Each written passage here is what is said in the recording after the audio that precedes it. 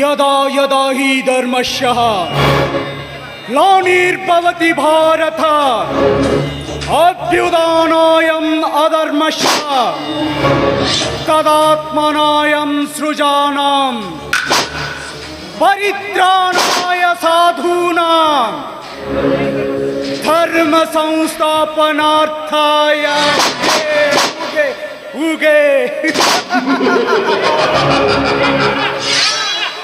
ಏನಪ್ಪ ಈ ನಾಯಕನ ಬಾಯಲ್ಲಿ ಸಂಸ್ಕೃತದ ಶ್ಲೋಕ ಬರ್ತಾ ಇದೆ ಎಂದು ಆಶ್ಚರ್ಯ ಪಡ್ತಾ ಇದ್ದೀರಾ? ಸಾಧ್ಯನೇ ಇಲ್ಲ.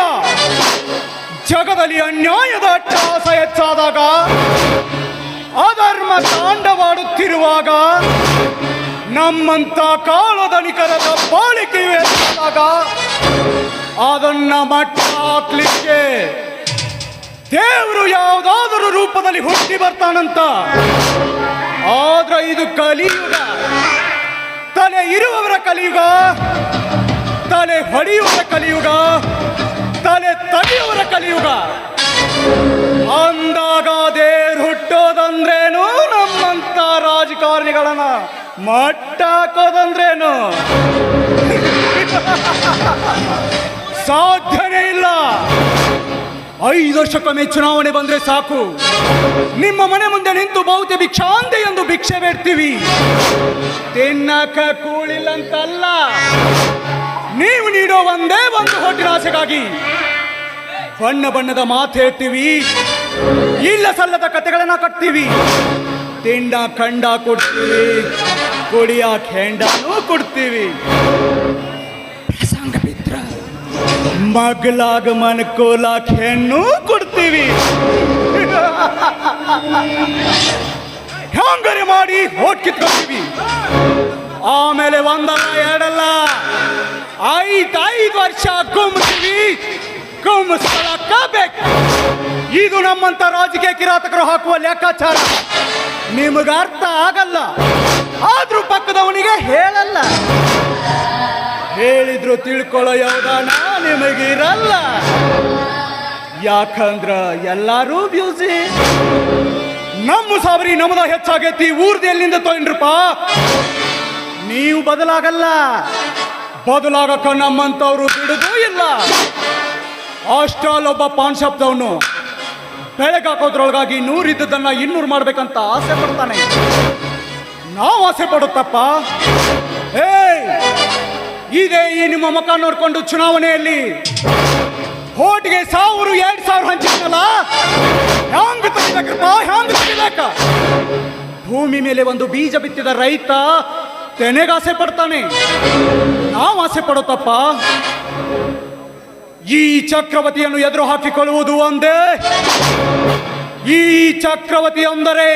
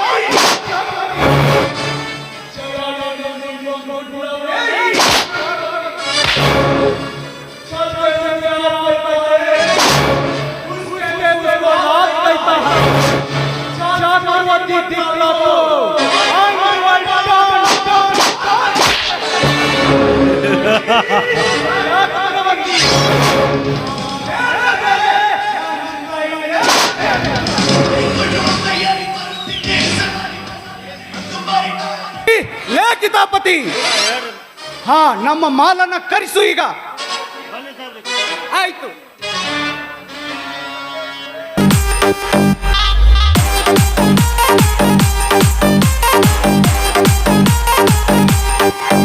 ಚಿಮ್ಮಿ ಅದಿ ನಿನ್ನ ಗಿಡದಾಗೆಷ್ಟು ಬಾರಿ ಮಾವಿನಕಾಯಿ, ಕಲ್ಲು ಬಗದ ಕೆಡವಲೇನ ಸಣ್ಣ ಮೇಡಿಗಾಯಿ. ನಾಯಿ ನಿನ್ನ ಗಿಡದಾಗೆಷ್ಟು ಬಾರಿ ಮಾವಿನಕಾಯಿ, ಕಲ್ಲು ಬಗದ ಕೆಡವಲೇನ ಸಣ್ಣ ಮೇಡಿಗಾಯಿ. ಸಿಟ್ಟು ಮಾಡಿ ನಾಗಿ ಯಾಕ ತಗದಿ ನನ್ನ ಬಾಯಿ, ಸಿಟ್ಟು ಮಾಡಿ ನಾಗಿ ಯಾಕ ತಗದಿ ಬಾಯಿ.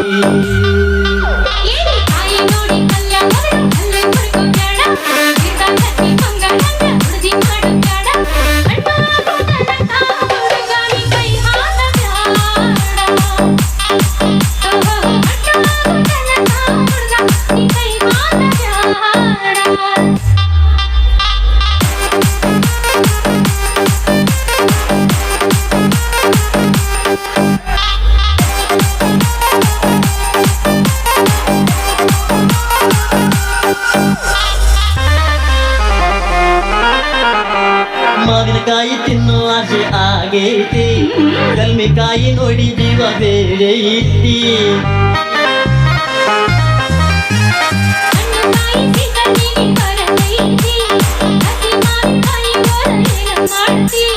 ಮಾವಿನಕಾಯಿ ಹೋಳ ಮಾಡ್ತನ, ಅರಿಶಿನ ಪುಡಿ ಉಪ್ಪ ಹಾಕಿಡತನ, ಉಪ್ಪಿನಕಾಯಿ ಹಾಕತನ, ಮುದ್ದ ಪುರ ತಿಂತನ.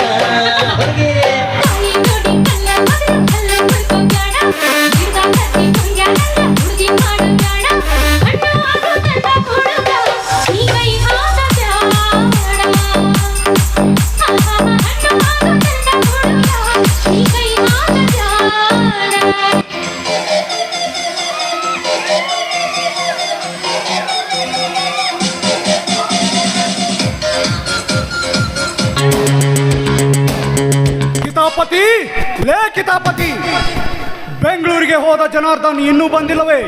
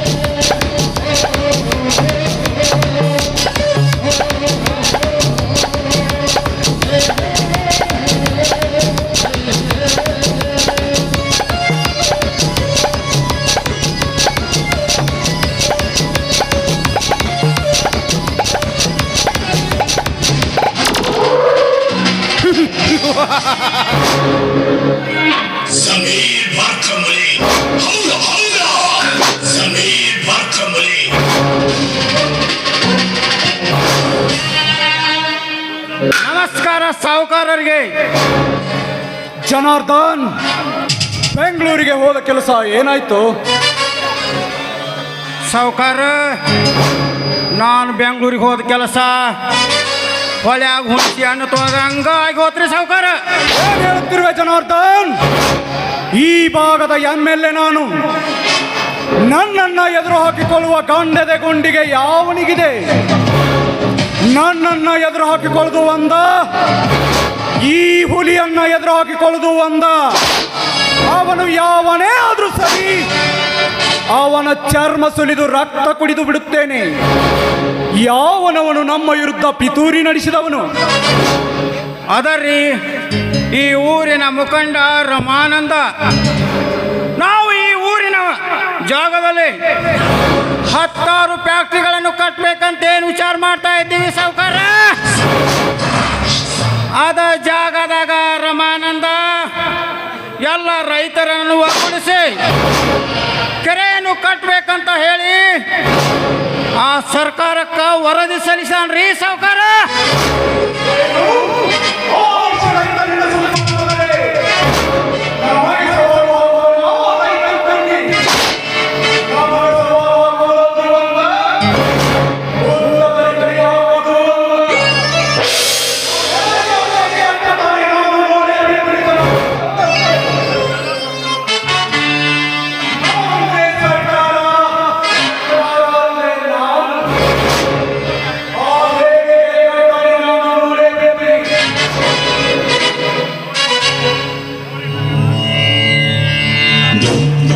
ನೋಡ್ರಿ ದಣ್ಯಾರ, ನೀವ ಕೊಲೆ ಗಿಲೆ ಅಂತ ಮುಂದಾದ್ರೆ ವಿರೋಧ ಪಕ್ಷದವರು ನಮ್ಮನ್ನ ಆಡ್ಕೊಳ್ಳೋದು ಬಿಡಂಗಿಲ್ರಿ. ಒಂದು ಮಾತು ಹೇಳ್ತೀನಿ ಕೇಳ್ರಿ, ಅವನ ಕರೆಸಿ ಒಂದು ಸ್ವಲ್ಪ ಮಾತಾಡೋನ್ರಿ. ಅವಗಟ್ಟೇನ್ರಿ ರುಚಿ ಹಚ್ಚುನ್ರಿ. ನಮ್ಮ ಮಾತು ಕೇಳಿದ್ರ ಅಷ್ಟ, ಇಲ್ಲ ಅಂದ್ರೆ ಒಳ್ಳೆಯ ವಿಚಾರ ಕಿತಾಪತಿ. ಆ ರಮಾನಂದನನ್ನು ಕರೆದುಕೊಂಡು ಬರುವ ಜವಾಬ್ದಾರಿ ಜನಾರ್ದನ್ ಇದೆ. ಅವನು ನಮ್ಮ ಮಾತಿಗೆ ಒಪ್ಪಿದ್ರೆ ಸರಿ, ಇಲ್ಲಾದ್ರೆ ಮುಂದೊಂದು ದಿನ ಅವನಿಗೆ ಒಂದು ಗತಿ ಕಾಣಿಸ್ಲೇಬೇಕು. ಸಾವುಕಾರ, ಅದ್ರ ವಿಚಾರ ನೀವು ಬಿಟ್ಬಿಡ್ರಿ. ಆ ರಮಾನಂದನ ತಮ್ಮ ಬೆಂಗಳೂರಿನಿಂದ ಡಾಕ್ಟರ್ ಆಗಿ ಊರ ಕಡೆಗೆ ಬರ್ತಾ ಇದ್ದಾನೆ. ಅವನು ನನ್ನ ಜೀವದ ಗೆಳೆಯ. ಅಣ್ಣ ತಮ್ಮಂದಿರಲ್ಲಿ ವಿಷದ ಬೀಜ ಬಿತ್ತಿ ಅವರ ಸಂಸಾರವನ್ನು ಚಿತ್ರ ಮಾಡುವುದು ಈ ಜನಾರ್ದನನ ಕೆಲಸ.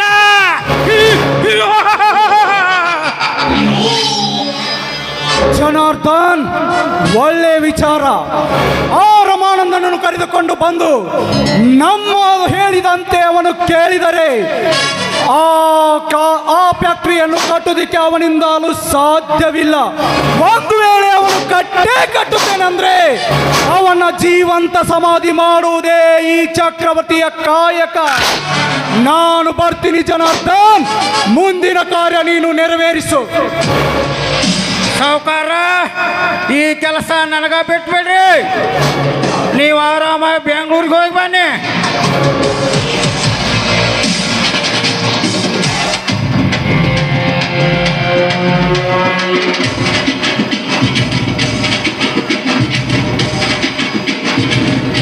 ಸಾವುಕಾರ, ಈ ಊರ ನಾನೇ ಸಾವುಕಾರ ಅಂತ ಹೇಳಿ ಎಷ್ಟೊಂದು ಸೊಕ್ಕಿನಿಂದ ಮೆರೆತಿರುವೆಲ್ಲ. ಈ ಊರಲ್ಲಿ ನಿಮ್ಮಂತ ಸಾವುಕಾರ ದನಿಗಳಿರುವುದು ಕೇವಲ 25%. ಈ ಊರಲ್ಲಿ 70% ಬಡ ಜನರು ಇರುತ್ತಾರೆ. ಅಂಥವರನ್ನು ನೋಡಿಕೊಂಡು ನಡೆದರೆ ನಿಮ್ಮ ಬಾಳೆ, ಇಲ್ಲವಾದರೆ ನಿಮ್ಮ ಗತಿ ನಾಯಿ ಪಾಲಾಗೋದರಲ್ಲಿ ಚಿಂತೆ ಇಲ್ಲ.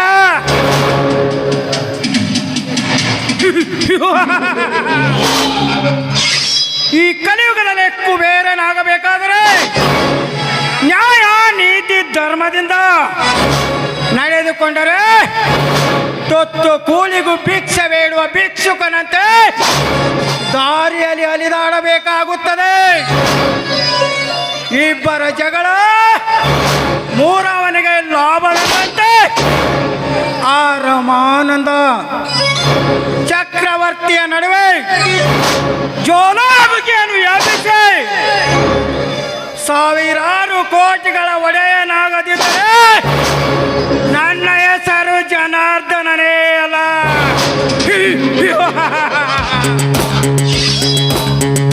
ಜಾನಕಿ, ಏನು ನಿನ್ನ ರೂಪ ಲಾವಣ್ಯ, ನಿನ್ನ ಸುಖ ಸೌಂದರ್ಯಕ್ಕೆ ನಾನು ಮನಸೋತೆ. ಯಾವ ಶಿಲ್ಪಗಾರನು ಕೆತ್ತಿರುವನು ಈ ಗೊಂಬೆಯನು? ಏನು ನಿನ್ನ ಕೆಂಪನದ ಗಲ್ಲುಗಳು, ಕೆಂದುಟೆ ಅಂತಿರುವ ತುಟಿಗಳು, ಮೈಸೂರು ಮಲ್ಲಿಗೆಯನ್ನು ಮುಡಿದು ಬನಾರಸ ಸೀರೆ ನೋಟ್ಟು ನಡೀತಾ ಹೋದರೆ ನವೀನಂತೆ,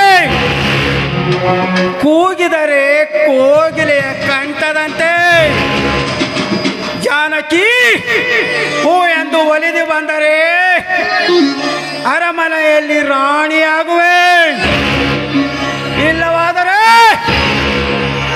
ನಿನ್ನ ದೇಹದ ಸವಿಯನ್ನು ಸವೆಯಲಾರದೆ ಬಿಡಲಾರೋ ಈ Janardhan. Don't cut it! My underworld, don't cut it!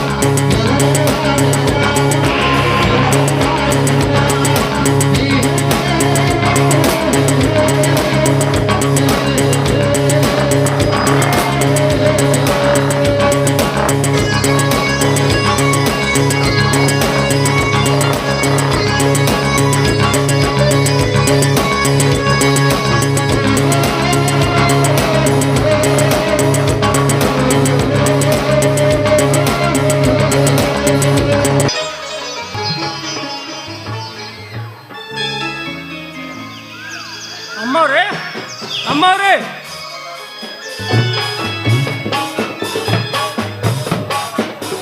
ಚಿಕ್ಕ ದಣಿಯವ್ರನ್ನ ಕರ್ಕೊಂಬಂದ.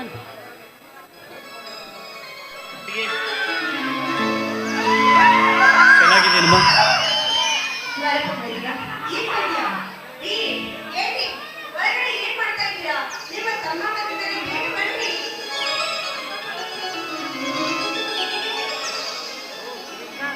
ಏನಣ್ಣ ಚೆನ್ನಾಗಿದೆಯಾ? ಯಾವಾಗ ಬಂದಪ್ಪ? ಚೆನ್ನಾಗಿದ್ದೀಯಾ? ಹಾ ಈಗ ತಾನೇ ಬಂದೆ. ನಾನು ಚೆನ್ನಾಗಿದ್ದೀನಿ, ನೀವು ಹೇಗಿದ್ದೀರಾ? ನಾವು ಚೆನ್ನಾಗಿದ್ದೀವಿ.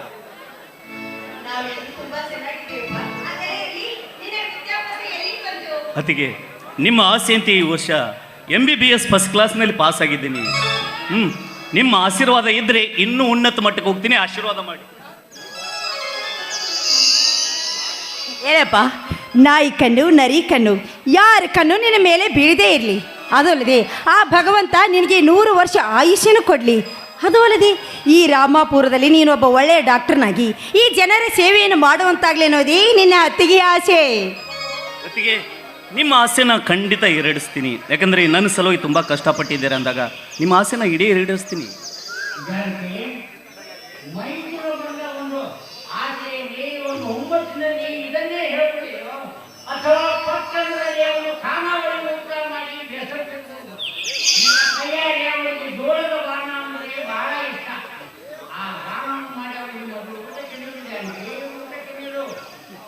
ಚಿಕ್ಕ ದಣಿಯವ್ರೆ, ನಿಮ್ಗೊಂದು ಮಾತು ಹೇಳಲಿ. ಹೇಳಿ ನಿಂಗೆ ಅದೇನು ಕೇಳ್ಬೇಕು ಕೇಳು.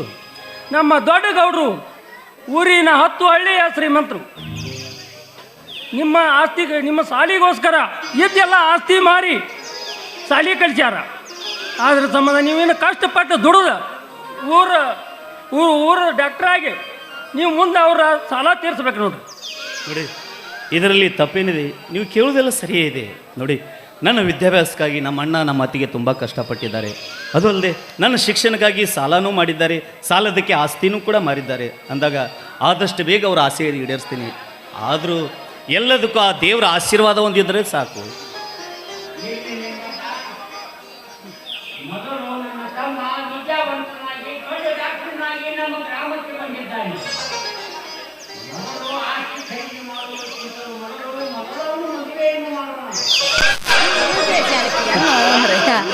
ಹೌದ್ರಿ, ನೀವು ನೋಡಿದ್ರೆ ಒಳ್ಳೆ ವಿಚಾರವನ್ನೇ ಮಾಡಿದಿರ. ಯಾಕಂದ್ರೆ ಕಲಿತ ವಿದ್ಯಾವಂತೆ ನೌಕರಿ ಇರುವ ಹೆಣ್ಣನ್ನು ನನ್ನ ಮೈದುನಿಗೆ ಮದುವೆ ಮಾಡಿದ್ರೆ ತುಂಬ ಒಳ್ಳೆಯದಾಗತ್ತೆ ಅಲ್ವೇನು ಮೈದುನ? ನೀವು ದೊಡ್ಡವ್ರು ಹಾಗೆ ಹೇಳ್ತಿರೋ ಹಾಗೆ ಕೇಳಬೇಕಾದ್ದು ಚಿಕ್ಕರು ಕರ್ತವ್ಯ ಅಲ್ಲವೇ? ಸರಿ, ಊಟ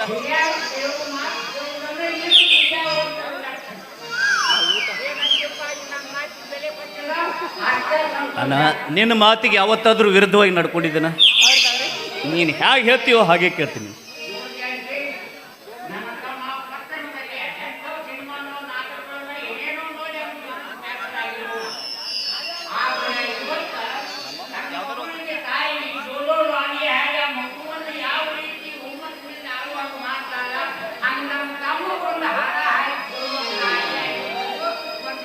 ಹೌದತ್ತಿಗೆ, ನಿಮ್ಮ ಕೈಯಾರೆ ಅಡಿಗೆ ಊಟ ಮಾಡಿ ಭಾಳ ದಿನ ಆಯಿತು. ಹೆಚ್ಚು ಕಡಿಮೆ ಒಂದು ವರ್ಷನೇ ಆಗಕ್ಕೆ ಬಂತು. ನಿಮ್ಮ ಕೈಯಿಂದ ಊಟ ಮಾಡುವುದಂದರೆ ಅಮೃತದ ಅಡಿಗೆ ಊಟ ಮಾಡಿದಂತೆ. ಆದಷ್ಟು ಬೇಗ ಬಿಸಿ ಬಿಸಿ ಅಡಿಗೆ ಮಾಡಿ ನಡಿ.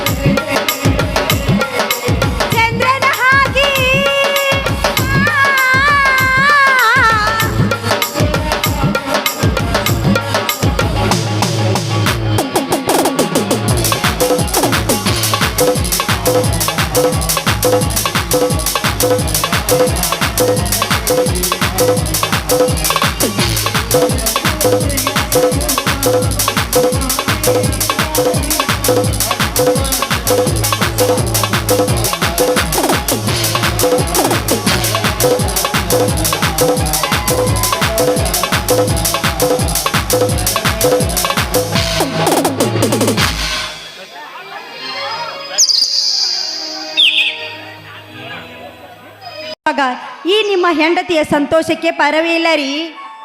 ಜಾನಕಿ, ನೀ ನಿನ್ನ ಮಾತುಗಳನ್ನು ಕೇಳಿ ನನಗೆ ಆನಂದ ಬಾಷ್ಪಗಳು ಉಕ್ಕಿ ಬರುತ್ತಿವೆ. ಆದರೆ ಒಂದು ಕಡೆ ಒಂದು ಸಂಕಟವಾಗುತ್ತಿದೆ ಜಾನಕಿ. ತಮ್ಮನ ವಿದ್ಯಾಭ್ಯಾಸಕ್ಕಾಗಿ ಇದ್ದೆಲ್ಲ ಆಸ್ತಿಯನ್ನು ಮಾರಿಕೊಂಡು ಬೇರೊಬ್ಬರ ಜಮೀನಿನಲ್ಲಿ ನಾವಿಬ್ಬರು ದುಡಿಯುವುದನ್ನು ನೆನೆಸಿಕೊಂಡರೆ ನೋಡಿ ಸ್ವಾಮಿ, ಗಂಡನ ಸುಖ ದುಃಖದಲ್ಲಿ ಭಾಗಿಯಾಗಬೇಕಾದದ್ದು ಹೆಂಡತಿಯಾದವಳ ಧರ್ಮ. ಅದೇ ರೀತಿಯಾಗಿ ನಾವು ಇಬ್ಬರು ಸೇರಿಕೊಂಡು ಯಾವುದಾದ್ರೂ ಒಂದು ಒಳ್ಳೆಯ ವಿಚಾರ ಮಾಡಿದ್ರೆ ತಾನೇ ಈ ನಮ್ಮ ಸಂಸಾರ ಎಂಬ ಬಂಡೆ ಈಜಿ ದಡ ಸೇರುವುದಕ್ಕೆ ಸಾಧ್ಯ.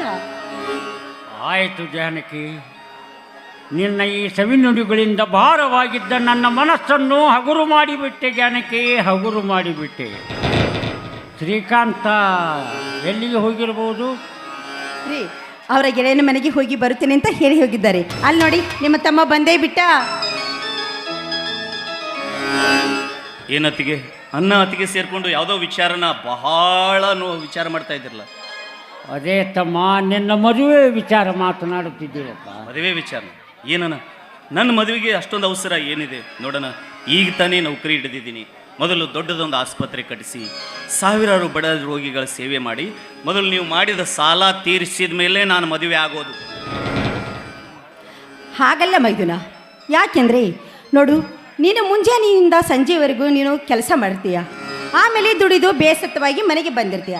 ಆಮೇಲೆ ಮನೆಯಲ್ಲಿ ನಿನಗೆ ಹೆಂಡತಿಯನ್ನು ಉಳಿದ್ರಿ ಬಿಸಿ ಬಿಸಿಯಾಗಿ ಕಾಫಿ ಮಾಡಿಕೊಟ್ರೆ ನಿನ್ನ ಮನಸ್ಸಿಗೆ ಕೂಡ ಸಂತೋಷವಾಗತ್ತಲ್ವೇ? ಅದು ಅಲ್ಲದೆ ವಯಸ್ಸಿಗೆ ಬಂದಿರೋ ಹುಡುಗ, ಆದಷ್ಟು ಬೇಗ ನಿನ್ನ ಮದುವೆಯನ್ನು ಮಾಡಿ ಮುಗಿಸೋದು ನಮ್ಮ ಕರ್ತವ್ಯ. ನಾನಜ ಬಂದ.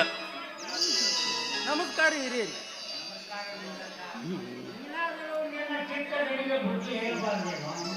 ಏನ್ರಿ ಸಾವುಕಾರ್ರಿ, ನಾ ಕಲ್ತಾವನ್ರಿ. ಈ ಡಾಕ್ಟ್ರ್ ಸಾಹೇಬ್ರಿಗೆ ಬುದ್ಧಿ ಹೇಳುದ್ರಿ ಅದೆಲ್ಲ ಆಗಲ್ರಿ. ಯಾಕ್ರಿ ಗಣಿ ಮದುವೆ ಅಲ್ಲ ದಾನಜ್ಜ, ನಿಮಗೆ ಗೊತ್ತಿದೆಯಲ್ಲ ನನ್ನ ವಿದ್ಯಾಭ್ಯಾಸ ಆಗಿ ನಾನು ಈ ನೌಕರಿ ಹಿಡಬೇಕಾದ್ರೆ ನಮ್ಮ ಅಣ್ಣ ಅತ್ತಿಗೆ ಎಷ್ಟೊಂದು ಕಷ್ಟಪಟ್ಟಿದ್ದಾರೆ. ಸಾಲದಕ್ಕೆ ಊರು ತುಂಬ ಸಾಲ ಮಾಡಿದ್ದಾರೆ. ಅದು ಸಾಲದೆ ನಮ್ಮ ಹೊಲ ಕೂಡ ಮಾರಿದ್ದಾರೆ ಅಂದಾಗ ಅದನ್ನೆಲ್ಲ ಬಿಡಿಸ್ಬೇಕು ಅಂತ ನನ್ನ ಆಸೆ. ಅದೆಲ್ಲ ಈಡೇರಿದ ಮೇಲೆ ಆಮೇಲೆ ನಾನು ಮದುವೆ ಆಗ್ತೀನಿ. ಹೌದು ರೀ, ನನ್ನ ಮೈದುನ ಹೇಳುತ್ತಿರುವ ಮಾತು ಸತ್ಯವಿದೆ. ಆದಷ್ಟು ಬೇಗ ನಾವು ಹಳ್ಳಿಯಲ್ಲಿ ದೊಡ್ಡ ಆಸ್ಪತ್ರೆ ಕಟ್ಟಿಸಬೇಕು ಅನ್ನೋದೇ ನನ್ನ ಆಸೆ ಕೂಡ.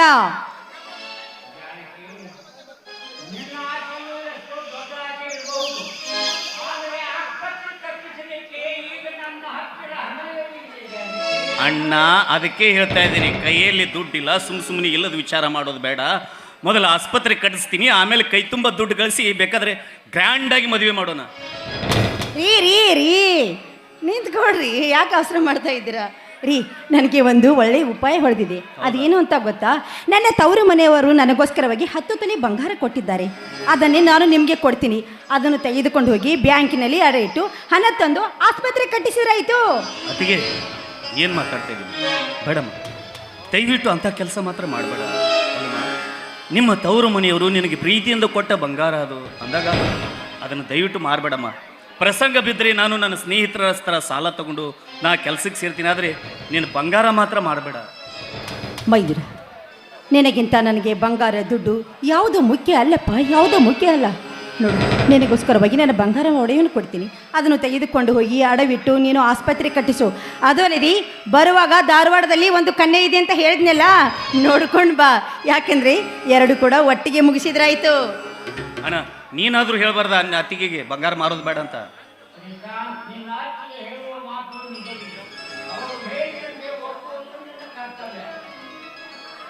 ತೆಗೆದುಕೊಳ್ಳಪ್ಪ. ಬೇಡಮ್ಮ, ನನ್ನ ಮಾತು ಕೇಳಿ. ನಾನು ಹೇಳ್ತಾ ಇದ್ದೀನಲ್ಲ, ನನ್ನ ಮಾತು ಕೇಳು, ತೆಗೆದುಕೋ. ಸರಿ ಅತ್ತಿಗೆ, ಮೈದುನನ ಶಿಕ್ಷಣಕ್ಕಾಗಿ ತುಂಬ ಕಷ್ಟಪಟ್ಟಿದ್ದೀರಾ. ಈಗ ಊರಲ್ಲಿ ಒಂದು ಆಸ್ಪತ್ರೆ ಕಟ್ಟಿಸೋದಕ್ಕಾಗಿ ನಿಮ್ಮ ಬಂಗಾರದ ಒಡೆವಣೆಗಳನ್ನ ಮಾರ್ತಾ ಇದೆಯಲ್ಲಮ್ಮ, ನಿಜವಾಗ್ಲೂ ನೀನು ದೇವತೆಯಮ್ಮ. ಹೌದಮ್ಮ, ನಮ್ಮ ಮನೆಗೆ ಸಿಕ್ಕಿದ ಧರ್ಮ ದೇವತೆ ನೀನು. ಈ ಮನೆಯ ಬಂಗಾರದ ಕಳಸ ಇದ್ದಂತೆ ನಿನ್ನ ಈ ಉಪಕಾರನ ನಾನು ಯಾವತ್ತೂ ಮರೆಯೋದಿಲ್ಲಮ್ಮ.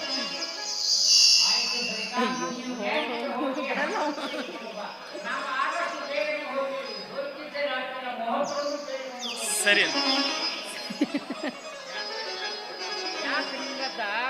ಇಷ್ಟೆಲ್ಲ ನಾವು ಮಾತಾಡಿದ್ರು ಮೌನವಾಗೇ ನಿಂತಿದ್ರಿಲ್ಲ, ಏನು ಕಾರಣ? ಏನ್ರಿ ನೀವು ದೊಡ್ಡವರು ಮಾತಾಡಾಗ ಸಣ್ಣವ್ರದ್ದು ಏನೈತ್ರಿ ಕೆಲಸ? ಜಾನಕಿ ಅಮ್ಮನವರು ಮಾಡಿದಂಥ ತ್ಯಾಗ ಸಾಮಾನ್ಯವಾದುದಲ್ಲ ರೀ. ಅವ್ರ ನಿಮ್ಮ ಮನೆ ಬಂಗಾರ ಕಳಿಸಿದ್ದಂಗೆ ರೀ. ಆಯ್ತು, ನಿಂಗ ಗದ್ದ ಮಾತಿನಾಗ ಬಲು ಕೆಟ್ಟರು ನೀನು. ಆಯ್ತಪ್ಪ, ನಾಳೆ ಶ್ರೀಕಾಂತ್ಗೆ ಕನ್ಯಾ ನೋಡ್ಲಕ್ ಧಾರವಾಡಕ್ಕೆ ಹೋಗ್ಬೇಕಾಗಿತ್ತು. ಆದಷ್ಟು ಬೇಗ ನೀನು ನಾಳೆ ಬೆಳಗ್ಗೆ ನೀವು ನಮ್ಮ ಮನೆ ಕಡೆ ಆದಷ್ಟು ಬೇಗನೆ ನಮ್ಮ ಮನೆ ಕಡೆ ಬಂದು ಬಿಡು. ಆಯ್ತು ದನಿಯವ್ರೆ, ಹೋಗಿ ಬರ್ತೀನಿ. ಹಾಂ ಜಾನಕಿ, ಆದಷ್ಟು ಬೇಗನೆ ಬಿಸಿ ಬಿಸಿ ಅಡಿಗೆಯನ್ನು ಮಾಡು. ಶ್ರೀಕಾಂತ್ ಬಂದ ನಂತರ ಎಲ್ಲರೂ ಕೂಡಿ ಊಟ ಮಾಡೋಣ.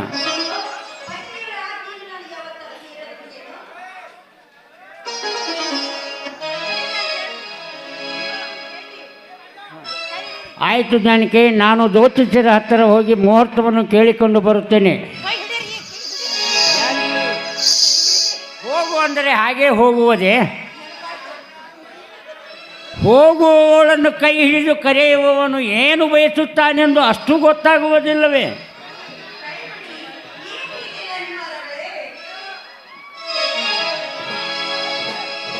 ನಿನ್ನಂತ ಶ್ರೀಮತಿ ಕೈ ಹಿಡಿದಾಗ, ನಿನ್ನಂತ ಗುಣವತಿ ಜೊತೆಗಾದಾಗ ದಿನವೇ